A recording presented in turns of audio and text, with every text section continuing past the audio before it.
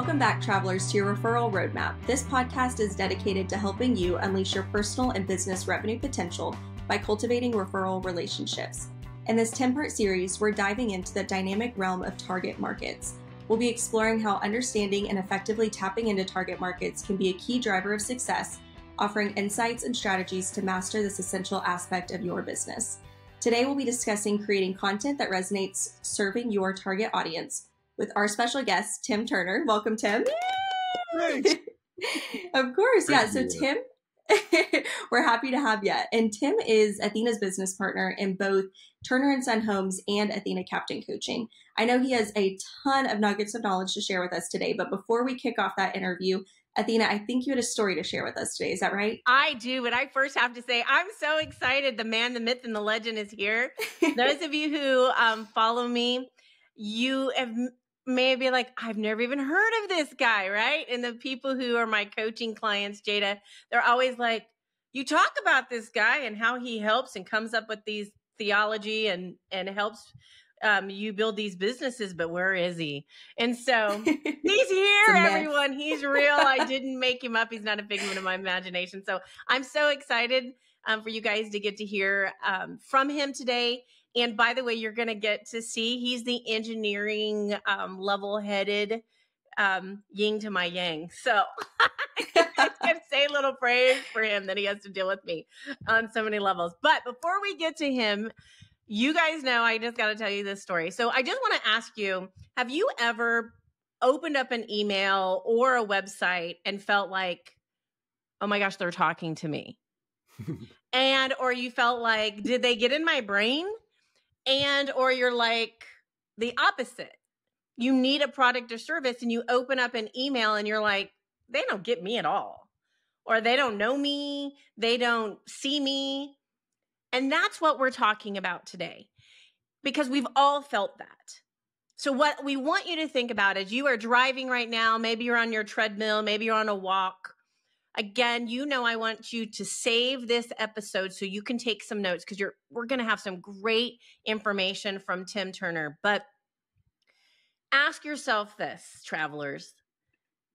When people come to your website, are they seeing themselves? Do they feel seen, heard, and understood? And I want to give you a real life example of that.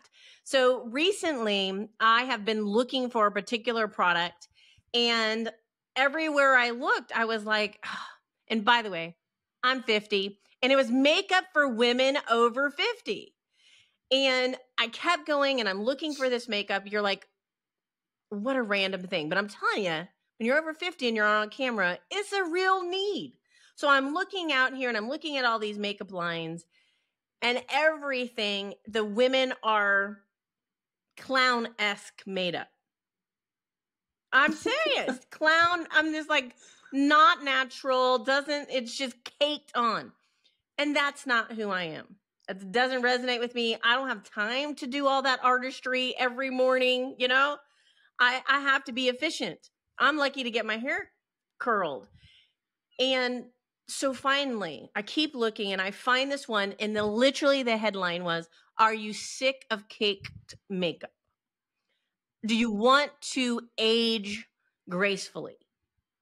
And I was like, hey, that's me. And so I finally went in and started looking at it. Interesting enough, it was created by a dermatologist, because anyway, their claim is that's not all that good for us to be caking all that on every day. But what it did is it made me feel like somebody understood that I didn't want to have to do that, but I needed to look good enough not to need a filter. So I want to ask again, is your product or service making people feel like you get them?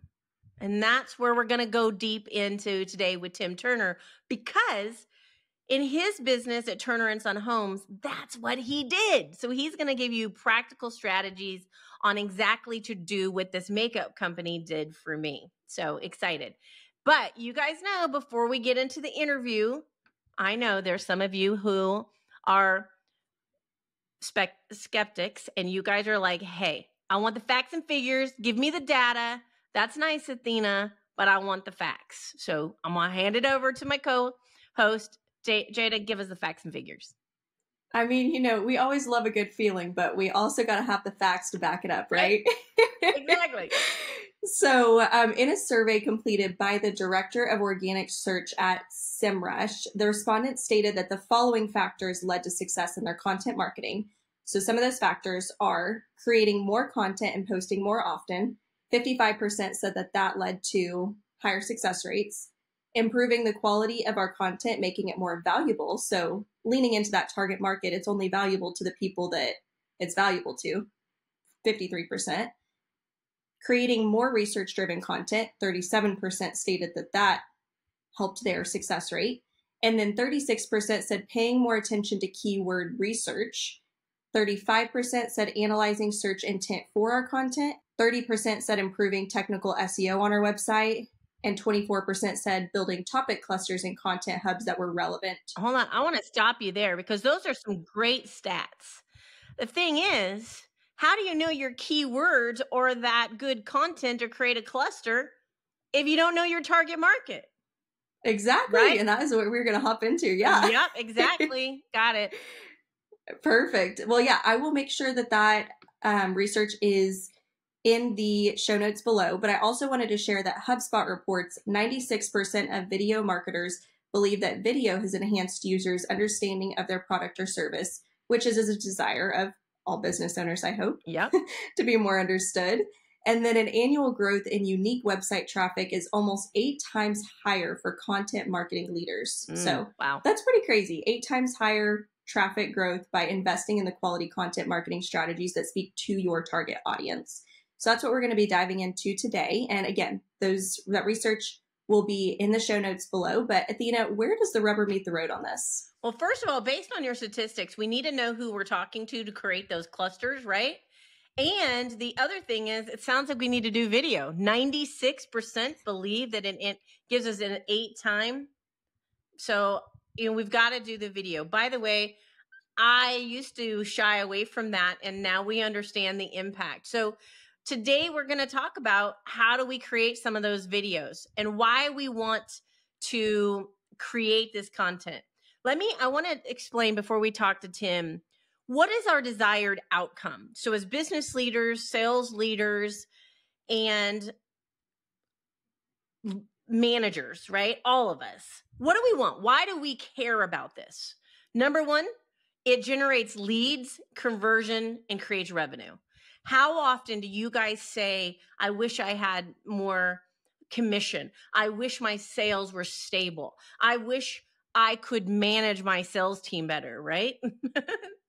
All of those things, creating the right content will help those things. Number two, we want brand authority. In order for you to have brand authority to be known, liked, and trusted by your audience, we need to make sure that we're communicating to them. So these are the desired outcomes. 3, drives traffic to your website. That's where we talked about SEO.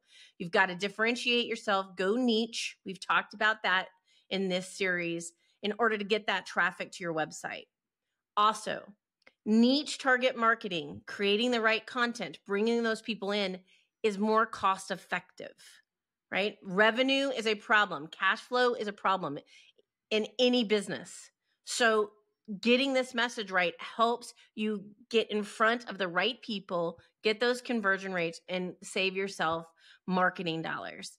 I just will add that some business person I know once spent $100,000 on a billboard. They got him 0 leads. I won't say who that was. But that was before he learned what he's sharing with you today, right? So that's not cost effective, right, Tim? Not cost effective. That's correct. Yes.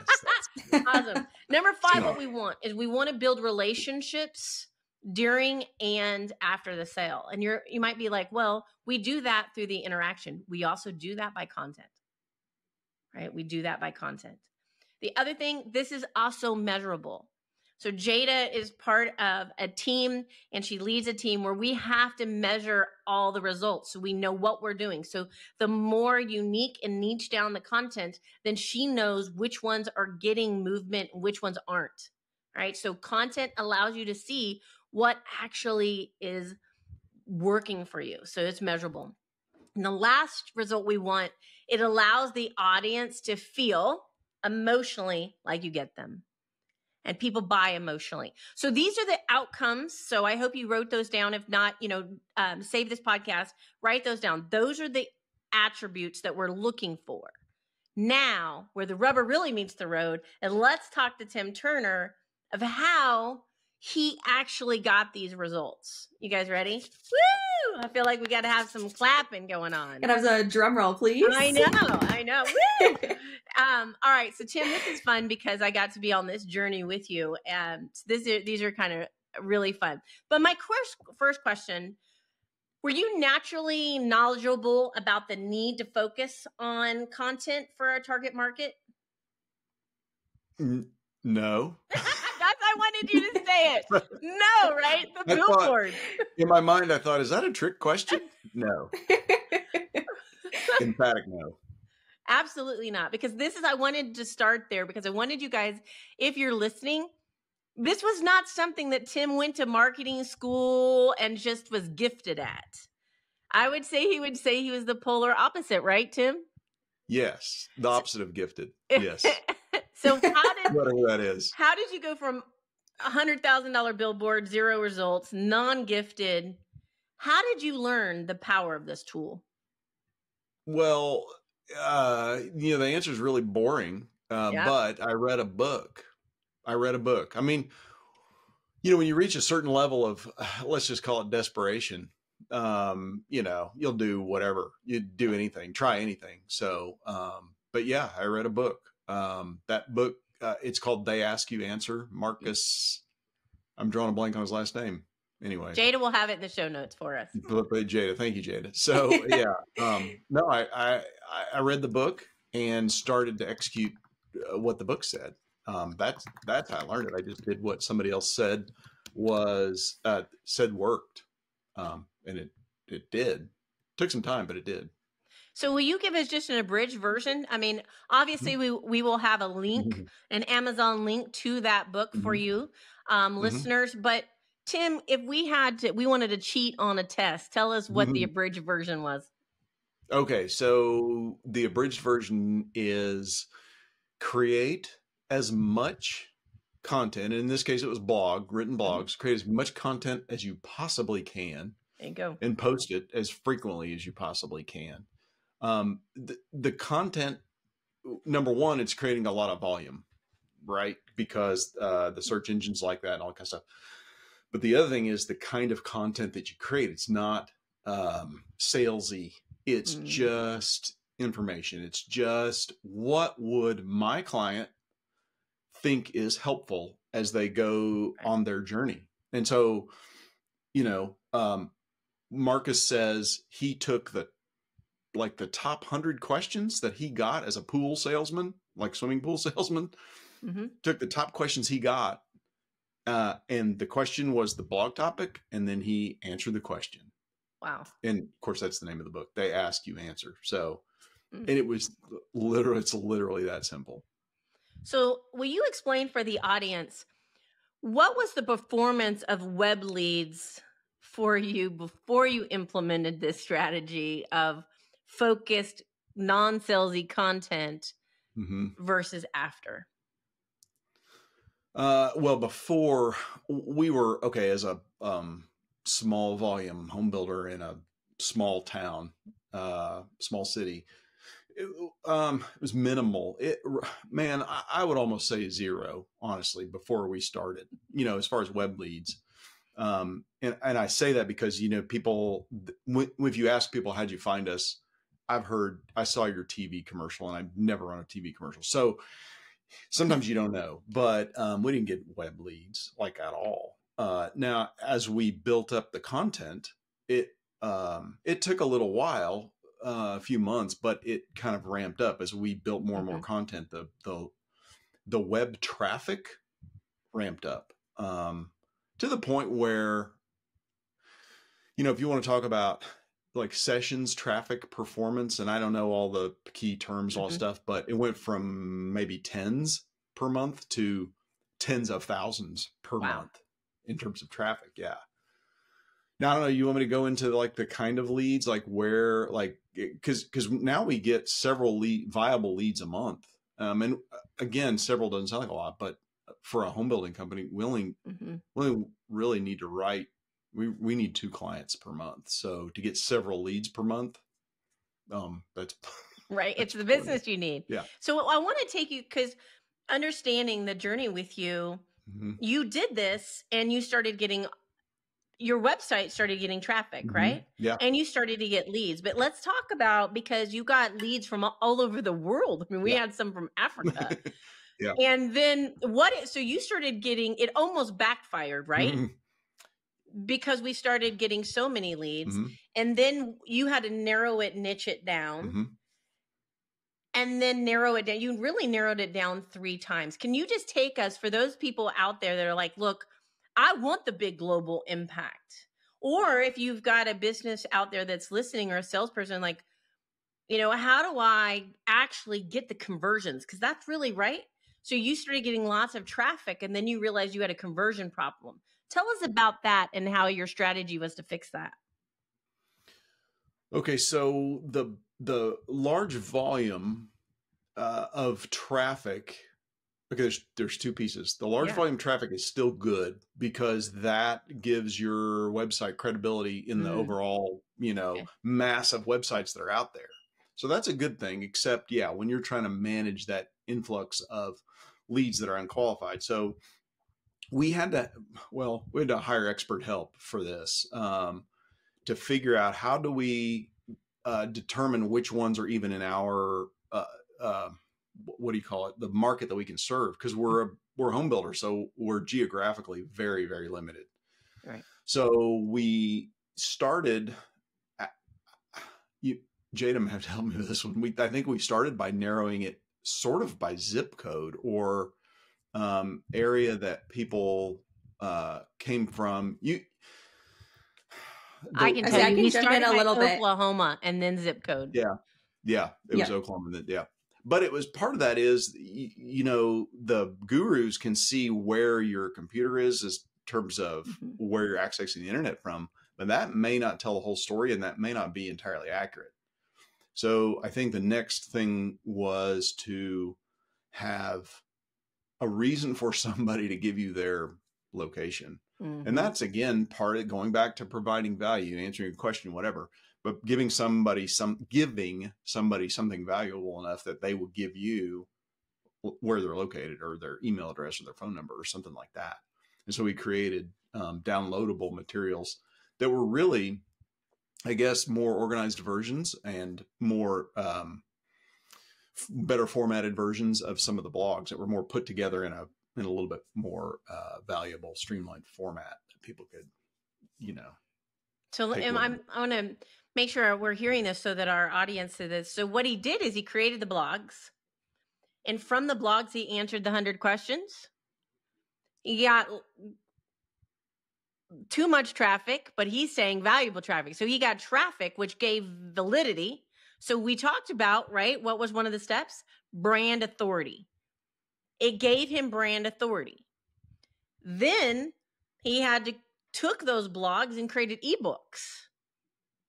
And so he had blogs and ebooks worthy of the person to give him their contact information, right, Tim? And from that, we were able to even narrow down further who was kicking tires, just wanted information, and who was ready to buy. Now, I don't know, listeners, I hope you're hearing this. How many of you get sold, hey, I can get you X amount of leads? So the leads may give you brand recognition, but they may not give you revenue. Yep.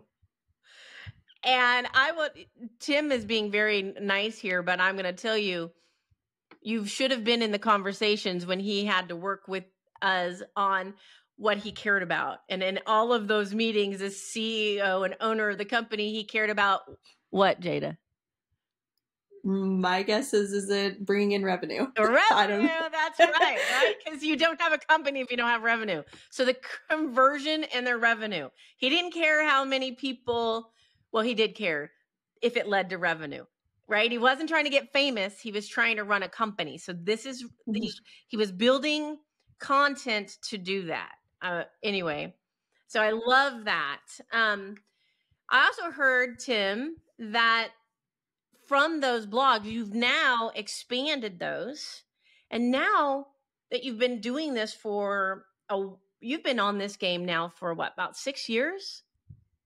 Yeah, 7? probably. Yeah, longer than that, I think. But Okay. yeah.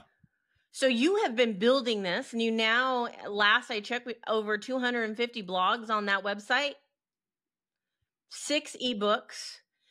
Now that you've built that content specifically for a target market, tell me this. When you meet with clients, how has that helped when the client has already gone through that? Tell me how that helps you and your sales team.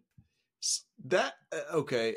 And I'm not a natural trained salesperson. I'm not professional. I'm not in that, right? So one of the things, in fact, Jerry is the one who introduced me to this concept. Selling is more about sorting.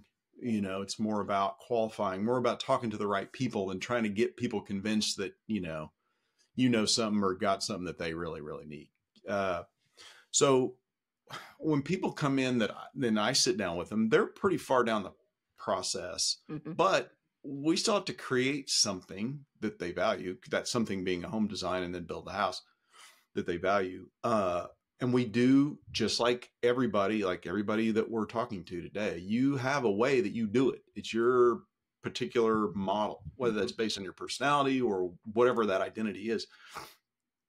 And you want to talk to people who are compatible, who match that already. Yeah. And you don't have to convince them. When I sit down with someone to first create a home design, and we're going to ask them, by the way, to commit several $1,000s before we create that home design. When they sit down and say, and we start having this conversation, I start talking about something that they've answered a question. I asked a question and they say, oh yeah, I read that on your blog, or, oh yeah, I saw that in your ebook, or I watched that video about that on your website. You realize that sorting process has produced for you in that moment a client who they already believe in your philosophy. They already know you because you've been transparent and honest and helpful and all that, and not salesy and advertisey and all that kind of stuff, trying to be everything to everybody. You realize that you're speaking to someone who already speaks your language. They're already connected. They already know you. They know me. I don't know them. Right. It's kind of a little weird, but the other thing that you realize in that moment is that you're not having to sell or convince or take time with someone that you really don't honestly want to work with, because they're, that's a thing. And so it kind of does both things for you, but oh my gosh, that streamlines the process, especially for somebody who's not like I say, a sales professional, because I'm not. Boy, it's amazing. It's amazing how helpful that is. I love that. So you help educate them, which helps sets the expectation, and it helps them sort you first. It does. It helps them. Yeah. It helps them identify. You talked about it a little bit in the story that you told about how they, I think, see themselves in some of what we're talking about on the blog. Because a lot of that stuff, you're answering a question by telling a story about, oh, well, this is what happened when it went like this, or this is what we did, or, whatever. This is why you want this kind of septic system, or that kind, or which stuff that just sounds awfully boring. But it matters to them. It does. It matters. That's exactly right. It matters to them. And right. So I heard a rumor that of all the 250 blogs, that the number one blog is what for your company, like 5 years running? I think it's the septic system one, about aerobic septic systems. Yeah. I love it. Yeah. I have to say a little something about this, because I talk about this a lot, you guys, when I'm speaking and teaching. And that is, this is something that I want to highlight. As sales professional, business owners, sole proprietors, oftentimes we get so arrogant, honestly, and ego driven about we know what they want to hear, we know what's important to them, etc. But here's the thing. I oftentimes, when I'm teaching how to build on land classes, ask everybody, hey, you guys in the room, and by the way, the people in the room are industry people, title companies, realtors, and lenders. And I say, hey, as a home builder, what blogs do you think I need to create in order to get everybody to come to my website? And what do you guys think they say, right? Jada, they say, pretty kitchens and pretty bathrooms and floor plans. Show all the floor plans. Give away all your pricing. That's what they want. And then I say, that's not what they want. You'd be surprised. It's not, right? It's like, that's not what they're interested in. For our particular client, what they're interested in is how the septic works. Now, I make a joke of that and say, right, if you don't know how to go potty and that's going to work, the rest doesn't matter. Mm-hmm. But what this illustrates, more importantly, as you guys are listening, please do not make the assumption. So those questions that Tim asked came from not a place of wanting to showboat and show off his expertise. It came from a heart to serve, answering the questions people were asking. So I really want you to think about that. What are they really asking? What do they want to know? He did a great job at that. I love I don't know what I'm going to do, team, when they say the septic is knocked off the porch is number one, but it may never be. So something to think about there. Now, hey, Tim, so at Turner & Son Homes, you guys have done, our podcast is about the referral roadmap. And you guys have done a fabulous job as a team of creating a robust referral nation, if you will, raving fans to refer you. But let me ask you, do you think that the content that you created has been helpful to your referral partners, not just to the clients? Well, yeah. So part of that, I think, right, is you want to make your referral partner a hero. Yes. You want to make them, they want to, that's how they're going to attract their clients. And of course, you want them to refer to you. So, okay, if you're a real estate agent and you're out there doing your thing, I don't know how many custom, design, build, rural I need a custom home clients you're going to get in a year's time, right? That's probably not how you're building your business. But when you do get one, you want to know, they're going to ask you about septic systems or something. Yeah. And it's not something that you do every day. And you need to have a resource for that. So, if we can be the resource to help you, if our referral partner says, oh, you know what? I don't know the answer to this question, but I know how to get it answered. And here's what I found. And here's this helpful and all that stuff. Then it helps them look like the hero. And then that's going to obviously endear them to us to the extent that we're helping them. Maybe we're helping them get a sale that they wouldn't have gotten otherwise. And man, that'll sure warm the hearts of any referral partner is right. A sale that you wouldn't have got otherwise, Mm-hmm. I love that. The other thing that you've done, Tim, and I went searching just to see, and I have yet to find. So if anybody finds this, let Jada and I know. But you also created a tab on your website for CE classes, helping educate your referral partners on how to grow their business. Now, that's creating content to a referral partner at a level that is not seen anywhere else in America yet. Yeah. Where made you come up with that harebrained crazy idea? Well, I had some help, right, Athena? Right. So it's being helpful, right. one. It just extends to if my referral partner's business is healthy and growing, and they're my referral partner, that by definition extends to me. Now, that doesn't mean I get every one of them or even get maybe a 10th of them or 100th of them. But if I get one that I wouldn't have gotten before because we were top of mind, or because we were helpful, and they, the whatever that's called, that psychological thing, reciprocity, where they want to give back because we gave to them. And it's not a quid pro quo kind of thing, right? It's just hey, I'm giving you this, and if it comes back to me, great. I mean, and it will. You can't tie it to any particular event. I think that's part of the mentality of that, is you just got to go out there and do it and give it away. Now, the other thing is, and this is a little bit, I don't know, a little bit more, a little bit harder edged, I think, but as home builders, we're not supposed to like realtors, real estate agents, and they're not supposed to like us, right? Right. And I think part of that is the ego of, I'm the home builder, I'm creating this thing, it's mine, I'm creating it, and I'm in charge, and I'm the center of attention and all that stuff. And you get a little bit of ego conflict there.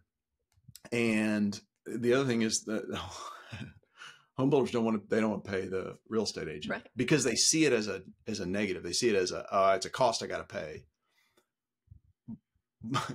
which it's not. Hopefully, not to be home builders watching this, but it's. Or maybe they should. Let's help them out too. I mean, you're getting a deal, a client that you wouldn't have gotten otherwise. So how's that? It's a net positive. Okay. Yeah. So we recognize that, we understand that.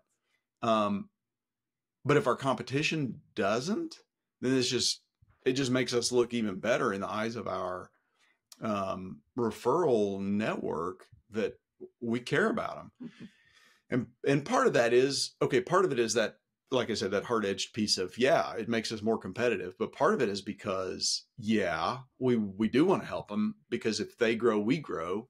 And that's, man, it all kind of comes back around that we're all going to grow together. The pie gets bigger. We don't have to, doesn't matter how big a piece you get if the pie keeps getting bigger. Well, I love this. So you've created not only content so that the people building the house can be educated, seen, and feel valued before they come in, and they can weed you out and weed themselves out, understand. And you've built content that's helpful to make your referral partner the hero and to help their business. I mean, that's quite a strategy. And as we're wrapping up here, we started with the number one result, and that is getting conversion and revenue. Without giving numbers, has this strategy impact your business? Oh, well, it saved the business. Number one, we changed our business model from the standard regular home builder to build on your land. And it was not going well for a while. Okay. You and I used to go out and nail signs up on telephone poles on Sunday morning. And man, if there's not something that'll motivate you to figure something out, that'll do it. That's it. This saved us, and we don't have to do the nail up signs anymore, which is awesome.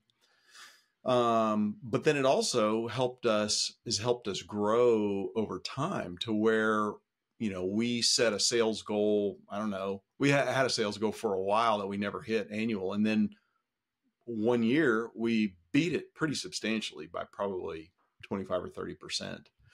And then I would say since that time, our sales revenue is not, this sounds so weird, has not been something that we've had to worry about. Right. And if that doesn't, that may be for me, maybe the biggest impact thing is just, oh, wow, sales isn't my problem for once. Wow. So those of you who are listening, you just heard a business owner say one of the components that allowed him to have peace of mind about sales is this approach. Now, I know there's more components to that This is one component of the 10 steps of what we call the non-stoppable sales engine that Tim and I are passionate to share with business owners. And we teach and we coach. But this is one component that without this, we couldn't have had that success. So we wanted to make sure that you shared that. Now, Tim, two things as we kind of wrap up with you. Is there anything that you want to tell that salesperson, sales leader, startup, or business owner about content before we wrap up today? I'm going to go back to something. I want to reemphasize something that I said at the beginning. Don't be salesy. Just make it helpful. Just give it away. Give it away. Give it away the knowledge and the understanding that you have. People are hesitant to do that because they think, well, if I give away all my secrets, they'll go out and do it themselves. And I always say, man, if it was that easy, can I come to your work and in a day you can just tell me how to do it and then I can do it as good as you can? Of course not. Right?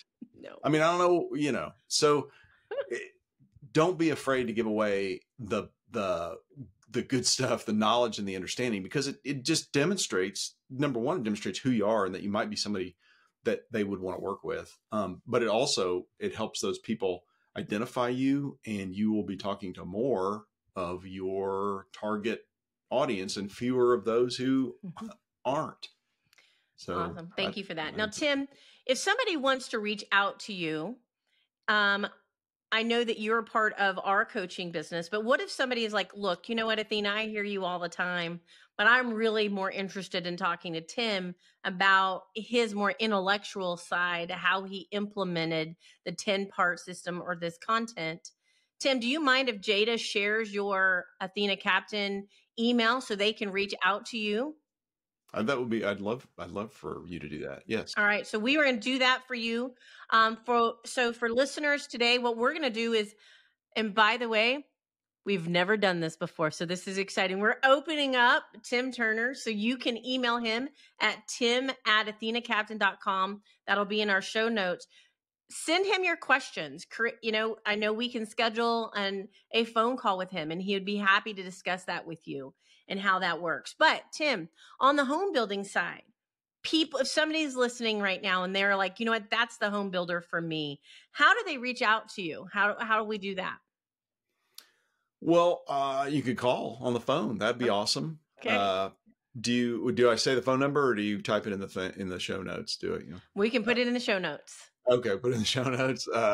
Sorry, I'm not good at this. Yeah, and calls on the phone.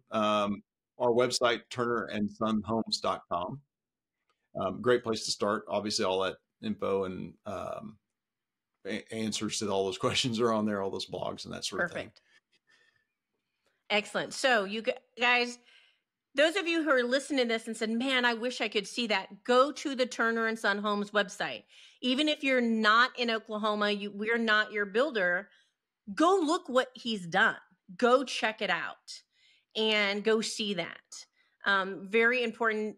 So often, right, we read something in a book and we're like, I wonder what that looks like executed. Here it is. Here's the real life example. And if you're in Oklahoma and you're thinking about building on land, give us a call. We will do everything we can to be of help to you. So, Jada, what's next? That's a great question. We always get the question of how do we stay connected? So throughout the week, you can join the Success Revolution. It is our weekly blog fueled by relationships, referral, and revenue. We'll make sure to link that in the show notes below as well, so you can subscribe and get those weekly helpful tips straight to your inbox. Then another way is liking and subscribing to this podcast wherever you're listening. That way you can join us next week as Athena brings real talk and real strategies on staying relevant, how to adapt to evolving customer preferences. Perfect. And we'll see you next week.